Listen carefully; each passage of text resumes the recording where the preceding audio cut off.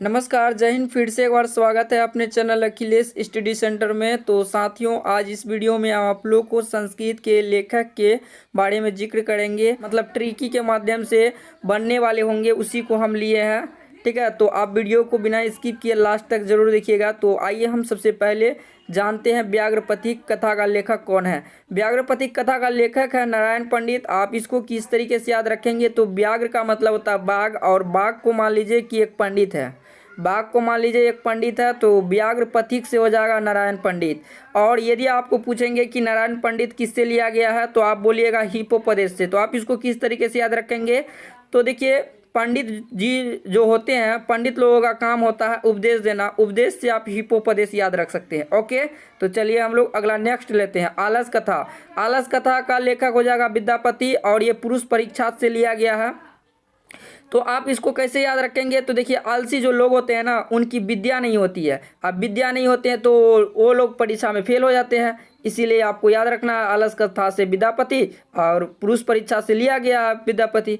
Okay, तो चलिए अब हम लोग कर्णस दानवीरता का लेखक जानेंगे कि कर्णस दानवीरता का जो लेखक है वो भास है।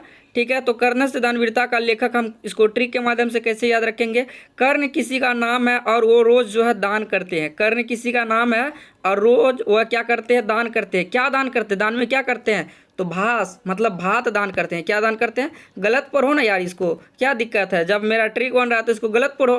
कर्ण जो है किसी का नाम है और वो दान करते हैं भात, तो इससे क्या हो जाएगा, कर्णस दानवीरता का लेखक हो जाएगा भास। और एक दिन दान करते करते उनको एक ऐसा समय आया कि वह दान करना भी भारी पड़ गया, इसीलिए कर्णभार से लिया गया है।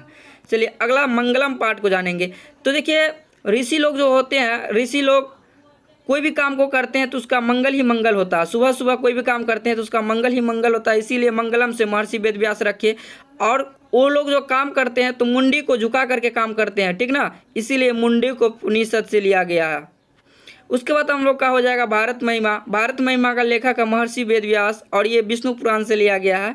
तो आप इसको कैसे याद रखिएगा, विष्णु पुराण इसको कैसे याद रखिएगा, तो देखिए भारत की जो महिमा होती है ना, भारत की महिमा बहुत पुरान है, इसीलिए विष्णु पुराण से लिया गया। भारत की महिमा बहुत पुरानी बात है, इसीलिए विष्णु पुराण से हो जाएगा। और भारत की महिमा जो है, भारत की महिमा क्या है, महर्षि वेदव्यास है, तो यहाँ पे महर्षि वेदव्यास याद रखिए। ठीक है, तो वेद जो बार बार पढ़ते हैं तो क्या पुरानी बात है ना, इसलिए भारत महिमा का महर्षि वेदव्यास है।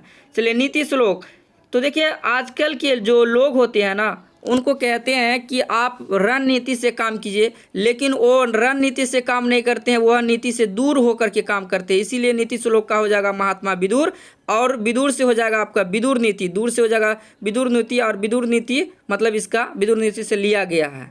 ठीक है, इसी तरह से मंदाकिनी वर्णनम की जानेंगे हम लोग। मंदाकिनी एक नदी है, और नदी में जो है ऋषि लोग जो है अपना बाल को धोते हैं। ऋषि लोग अपने बाल को क्या करते हैं, धोते हैं। तो बाल धोने से हो जाएगा आपका मंदाकिनी नदी का महर्षि वाल्मीकि। और ये रामायण को कैसे याद रखिएगा, रामायण का लेखक वाल्मीकि जी है। रामायण में जो राम होते हैं उसकी बाल बड़े बड़े होते हैं, इसीलिए रामायण का लेखक भी वाल्मीकि हो जाएंगे। ठीक है, आप लोग हंसिएगा मत, मैंने बताने की प्रयास किया है। इसी तरह से आप लोगों को कर्मवीर का लेखक हो जाएगा आधुनिक लघु कथा। कर्म जिसके वीर होते हैं उसकी कथा गाई जाती है। कर्म जिसका वीर होते हैं उसकी क्या गाई जाती है, कथा गाई जाती है। तो इस तरीके से जो है आप ट्रिक के माध्यम से आप संस्कृत के लेखक को याद कर सकते हैं। और मैं आप लोग को बता दूं, जितना हो सका मैं आप लोग की बताने की प्रयास किया हूं। और संस्कृत में तो आपके 14 चैप्टर हैं, और कहने का मतलब ये है कि ट्रिक के माध्यम से जितना बन सका वो हम आप लोग को बता दिए। तो आज का वीडियो आप लोगों को कैसा लगा, इसका प्रतिक्रिया नीचे कमेंट बॉक्स में देना। ठीक है, तो मिलते हैं इसी प्रकार एक नए वीडियो में नए टॉपिक के साथ। तब तक के लिए थैंक यू।